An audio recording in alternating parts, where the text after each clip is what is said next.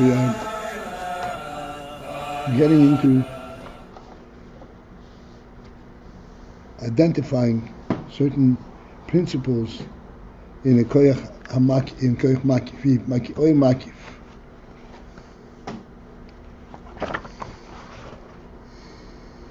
In your makif we see two quite different natures. On the one hand, the makif embraces the entire expense that comes from it, all the pnimim, all the things that it encompasses. It actually embraces it through and through. It is not just an external relationship. It actually imbues in everything.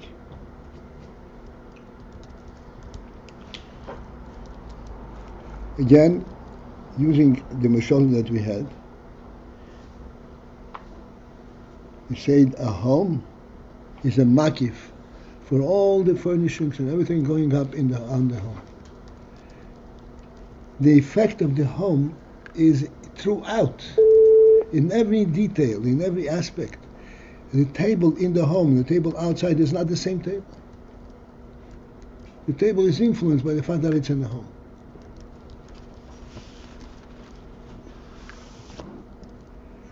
So that it actually is effective in everything internally.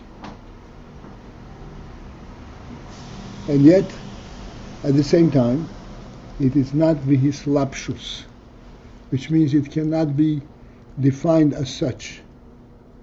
It is not grasped. Nothing, no aspect of that is within the home grasps the entire phenomenon of the home. It's definitely contained within, it's affected by it, but it does not represent it.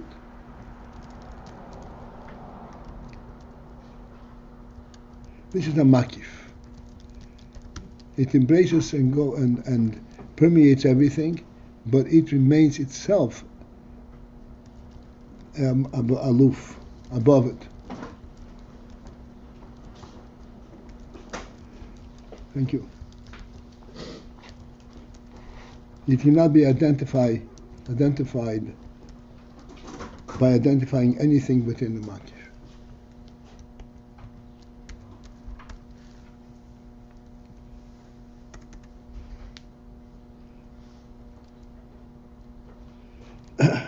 And to understand this more precisely, the phenomenon that it is in everything, and yet at the same time it does not recognize, it does not identify with all the different qualities. We use the moshel from the ratzon hanefesh. Ratzon hanefesh, Rebbe started saying that on one hand it's a koyach hanefesh. It's a koyach from the nefesh, meaning it is not the nefesh itself, it is a koyach that the nefesh possesses. But this koyach harotzon is different than all other koyachs that also emanate from the nefesh. And the difference consists in the fact that the koyach harotzon does not identify itself independently of the nefesh.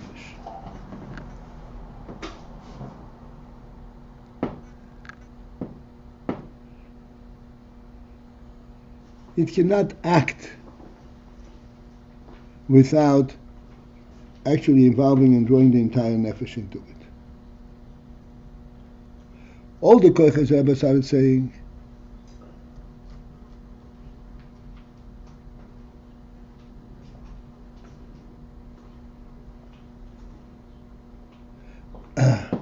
all the koyachs have their precise action and their mitzias unto themselves. you can clearly identify and define what this koyach is. Independent, not involving the nefesh. The motion for that was chokhmah. It's pretty difficult motion for us, but nonetheless, that's a motion that I say, seichel, kei ha-seichel. So kei ha-seichel, clearly only a living human being has seichel. But the koyach ha-seichel is a seichel, is an activity that does not per se represent nefesh.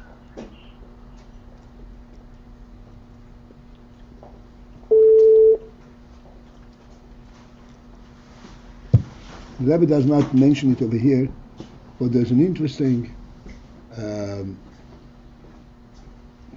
interesting aspect in koyach ha-seichel, for example, and any koyach, but koyach ha-seichel is the most difficult thing. Koyach ha-seichel is really nefesh koyach. A person can delve with his seichel into something that he despises, that the nefesh really rejects, and yet he can delve into it and identify all the details in it. As I'm saying this, I'm reminded of the halacha that the Sanhedrin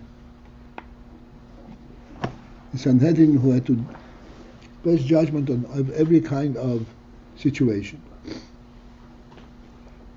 including if somebody was over the avodah zarah, which is clearly a very severe transgression, and the ramifications of that, the consequences, the punishment is also very severe. And before the Sanhedrin mete out this punishment, they have to know precisely what the transgression was, and to identify that his action was really an avodah zarah. And for this reason, the Sanhedrin had to study and know every aspect of the avodah zarah. What constitutes an avodah, what is not an avodah of this avodah zarah. So can you imagine the Sanhedrin sitting in Lishkas HaGol, sitting in Beis HaMikdash, studying the details of avodah zarah.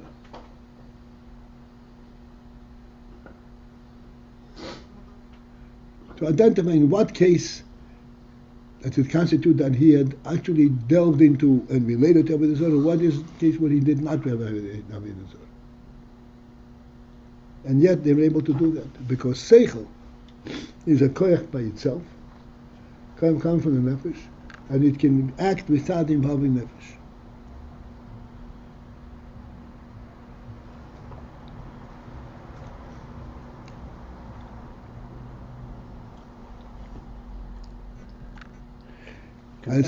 Can act without involving the nefesh. Isn't every other faculty based on ratzon?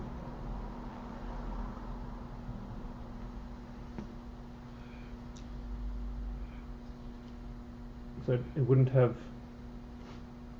take step one without. It wouldn't take step one, but the act itself is not involving the nefesh. In other words, he understands it because he wants to know it for whatever reason, not because he wants personally to know it for himself. Right, and that shows that the ratzon does, yes, indeed, drive this faculty of. We're pointing out that chokhmah is kind of separate from the nefesh. Yes, which is not the case with ratzon.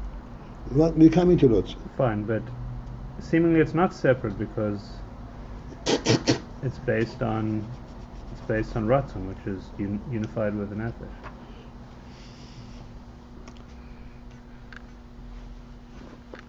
Okay, so here's where we can ask a question, but we have to answer delve into the answer also.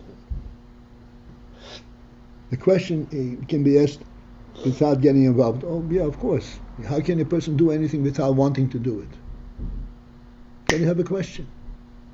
But now you have to delve into what is the relationship between this one and the act. Does the want facilitate the action?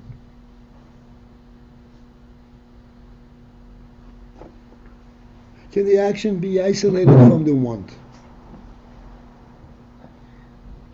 Okay.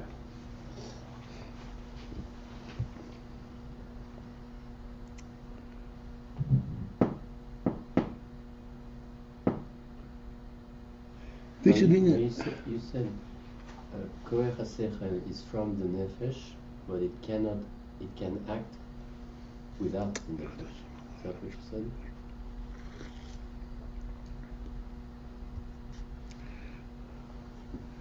It cannot act without the nefesh. But when it acts, it is koach hasechel acting, not the nefesh. Not in nefesh.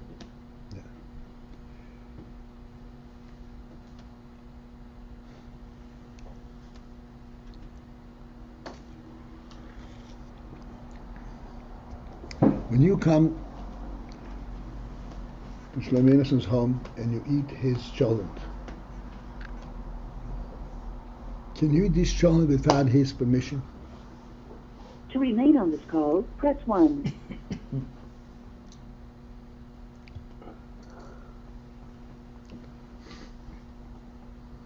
Hello? No.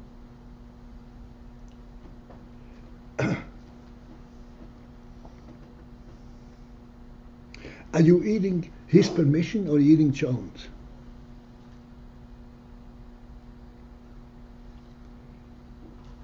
Can you take cholent out of his home and forget about where he got it from?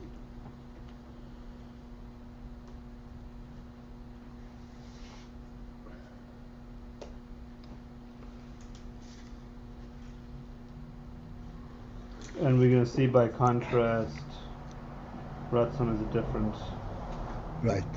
setup.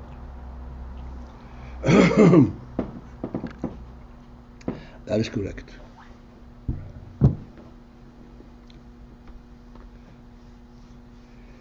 Yesterday we got involved with this robot and was pursued, as I pointed out, that for those who looked into the WhatsApp, when we get involved, we forget what is the aim, what is the point of that involvement. We start asking questions that are answerable.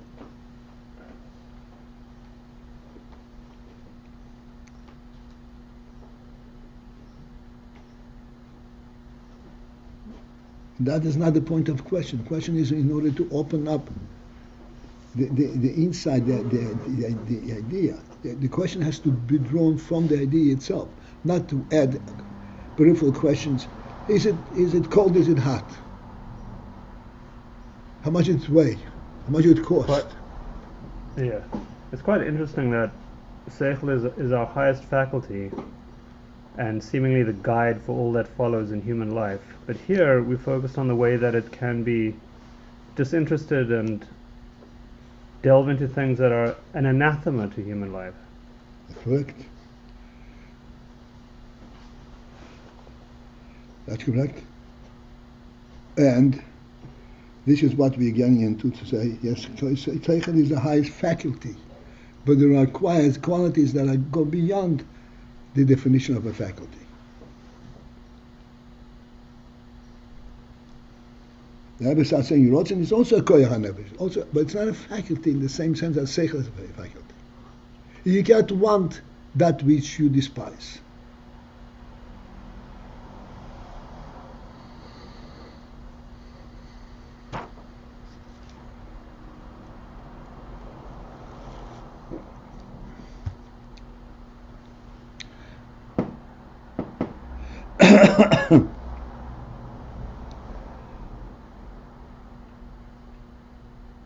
Okay, that's again the fourth line from the top. So the Rebbe already, so to speak, conceded that that seichel is mischakim, that the wisdom that it acquires and the pursuit of this wisdom is a nefesh pursuit. The nefesh gains the benefit of this pursuit, of this chacham. However, at the same time, the nefesh gets the benefit of the koyach haseichel. It is not, the koyach haseichel is not nefesh. Shehakoyach, 4 lines from the top. Shehakoyach einay atzma hanefesh. The koyach is not atzmus hanefesh. The word atzmus ultimately, again, we need to relate to this word without even being able to really explain it. The reason we cannot explain atzmus is that atzmus and etzem is not a world quality. The world cannot create anything of the caliber of an etzem. Etzem is created by the Creator above, from above.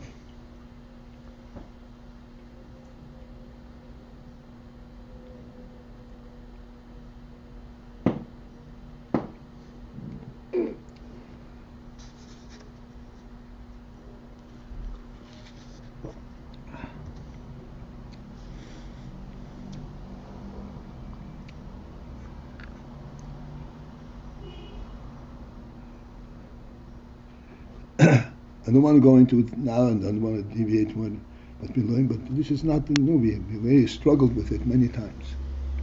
The koyach is not the atzmus hanefesh. It's not the atzmus of the nefesh. Means it does not engage and draw with it the essence of nefesh.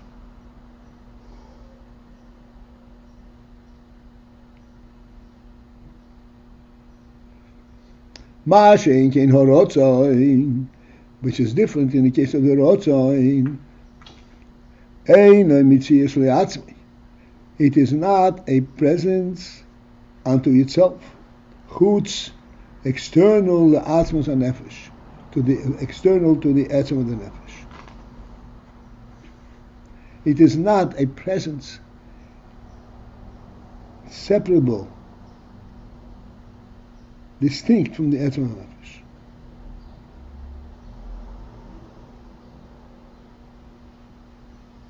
Sheharei, okay, here's what Rabbi is getting into it and is giving us a means to relate to it, to identify it. Sheharei, for behold, ratzon hu, the ratzon, what is the phenomenon of ratzon? What kind of action is ratzon? Rak, only hatoyas vehamshochas hanefesh, the leaning and the drawing of the nefesh, lays a davar, to draw nefesh to something. This is what ratzon is. Becoming interested in something. This becoming interested in something is not separable from the one who gets interested.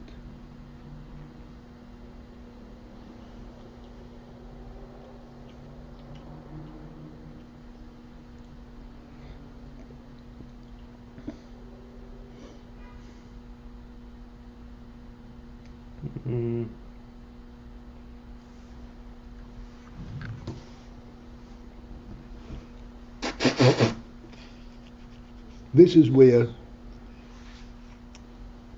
the contrast with the robot can come to good use. The robot walks, utilizes precisely the same means as a human being in walking.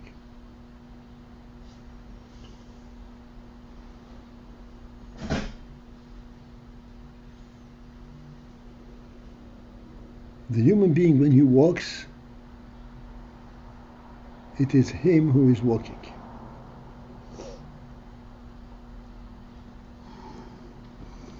In other words, there's a will behind it. He knows what he is doing, and he's involved in this action. He had decided to walk. And he's able to walk because he has a personal leaning and interest in this walking. If he had no interest in this walking, he couldn't walk. The robot, the Havru, walks without any interest, without even being aware what he's doing.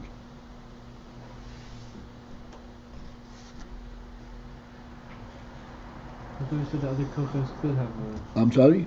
I thought we just said, like, regarding seichel, other kochas could get involved without wanting to. No. Everything that a person does, he has to allow it to react. The person cannot move this without wanting to.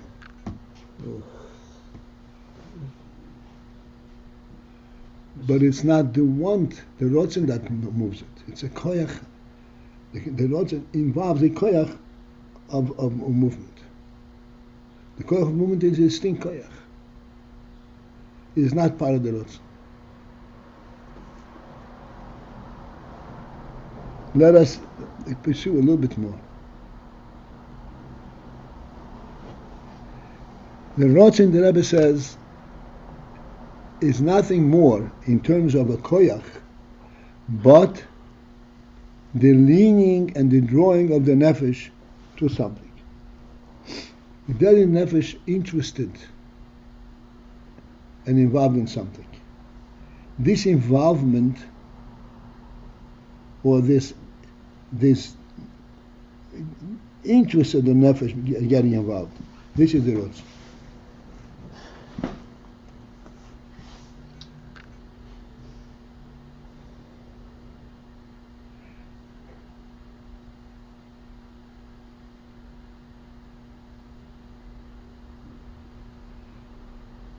And being that this is so, that the ratzon is the drawing the interest of the nefesh to something, therefore, this draw, and this hatoya is not an entity, is not a koyach unto itself.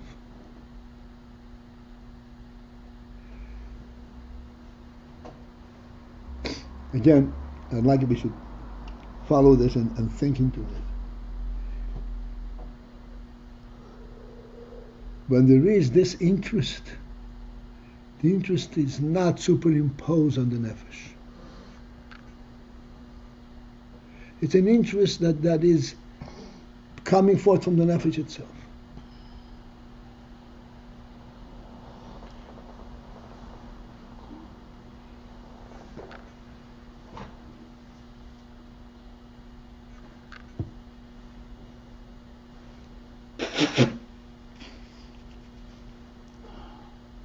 This hatoya, this leaning, this is drawing the nefesh itself to that.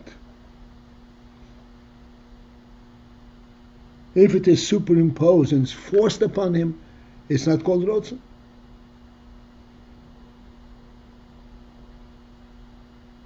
Then he's doing it unwillingly.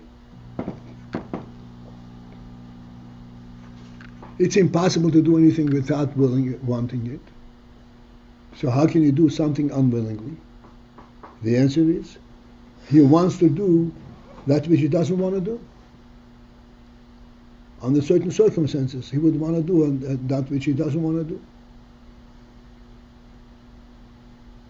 In order to save himself some hardships and things like that, he wants to do that even though he doesn't want to do it. But then it's not attributable that he wants this, rather than he wants to do it to avoid any hardships. He's not interested in the thing itself. So it's not hatoya. The hatoya nefesh there is not to the thing itself, the action.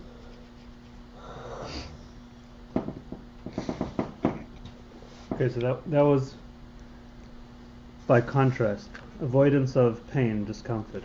But on the positive, the nefesh is interested or drawn towards on the basis of nothing, just that's what it wants. This is okay. This requires a very profound insight.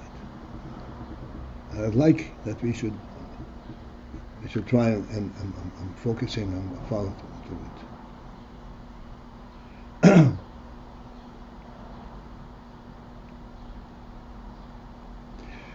We are interested to see what's going on around us. Like we said, one of the great things that the REBBE did for the human being, that he could see the sky.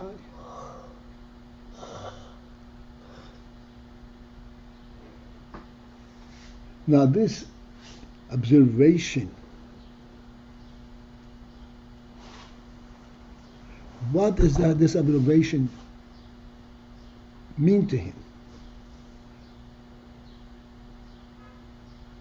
Why is he drawn to it?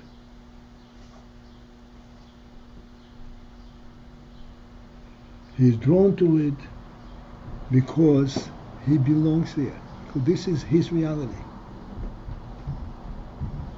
This is the reality within which he functions.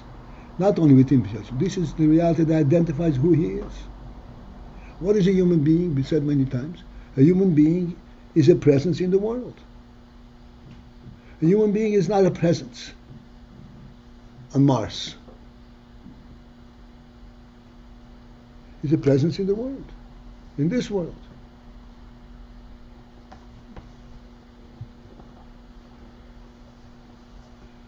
Therefore, when his interest is drawn to anything within this world, it is he's drawing to something that he belongs to, that belongs to him, that he belongs to also, that he has a relationship to.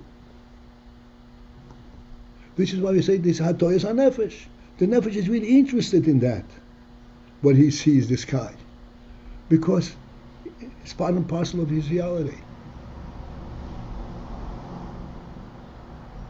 It is not an observation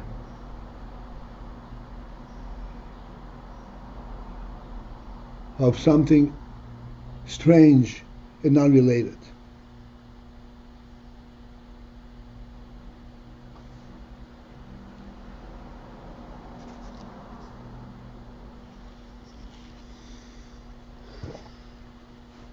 This is why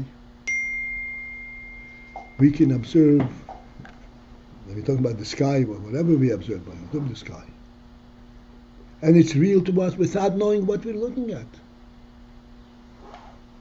Because its reality is not does not consist in what we know and understand it. Reality is because it's real. This is the world we're in.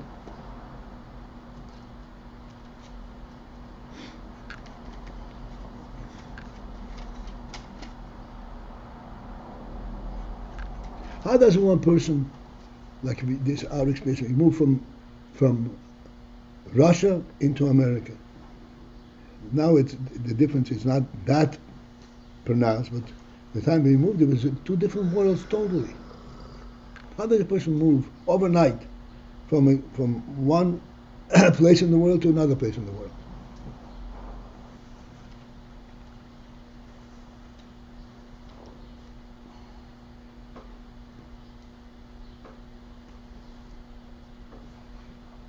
The entire world is his domain. This place is, not, here's now summer and there it's winter. Okay, but it's part of the same world.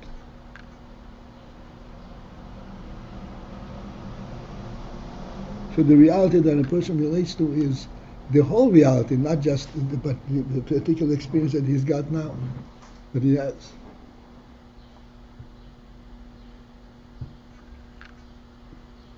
And this is why he can become interested in some aspect of this, because it's part and parcel of his reality. It is not an add-on piece of information.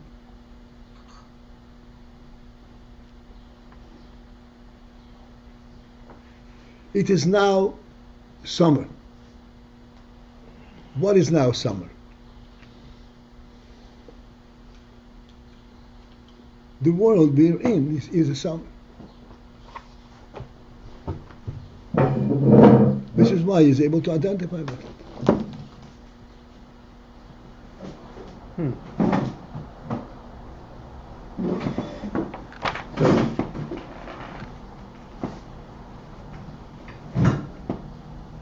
Therefore, the ratzon, that which really relates a person to his reality, is not a separate entity from his nefesh. It is the nefesh that says, oh, okay, this is real. Okay, we can go there.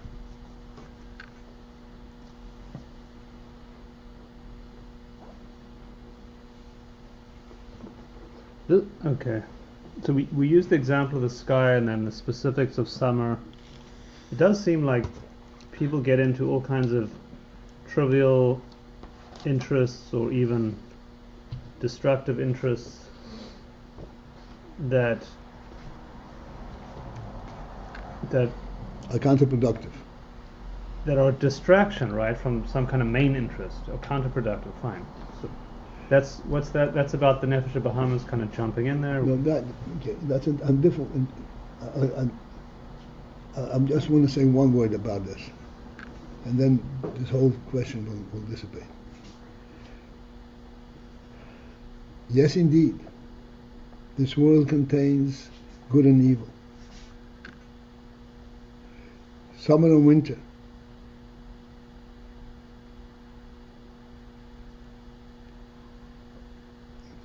You know, extreme opposites.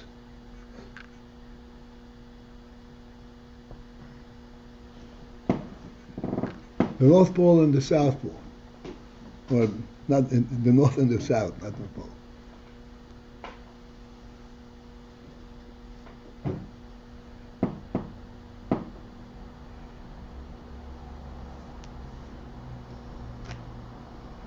So I'm going to ask this, so to speak, point question.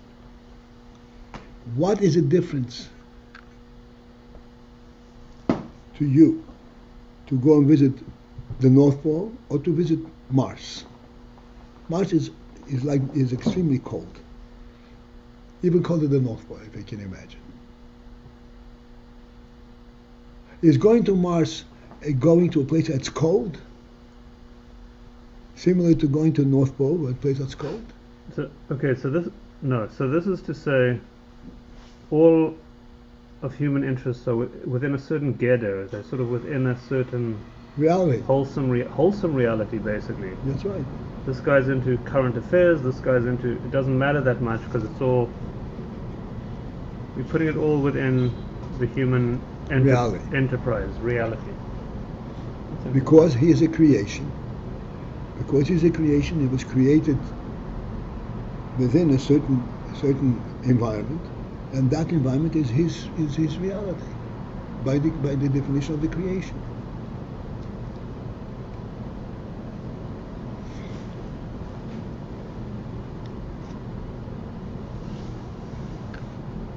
And this is why there is a possibility of hatoyas ha-nefesh.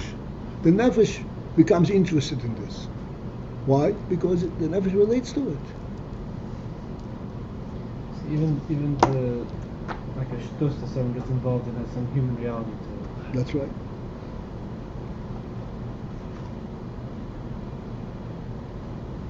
The action itself is a shtus, but the environment where it's happening is a real environment. And therefore, what? It's kind of redeemable. It has a soul element to it.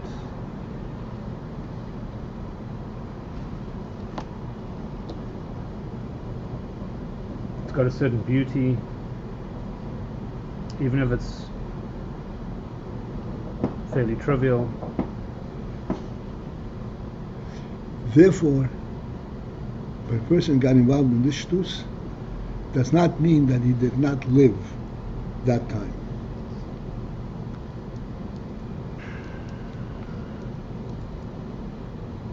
She was relegated a portion of his life to shtus. But he was still alive. But he still lived. Exactly. Very funny.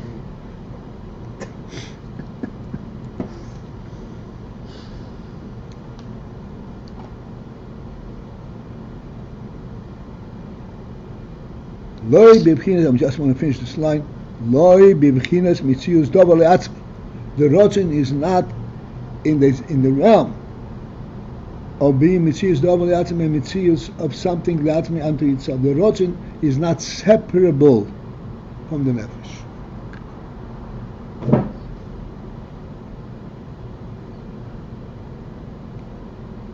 Chochmah is separable. It can be defined as what it is. Ratzon cannot be separable, cannot be defined what it is without involving nefesh.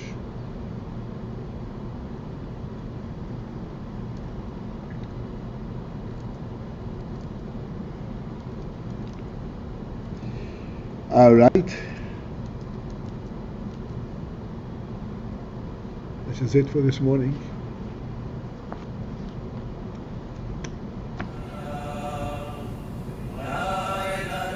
Thank you.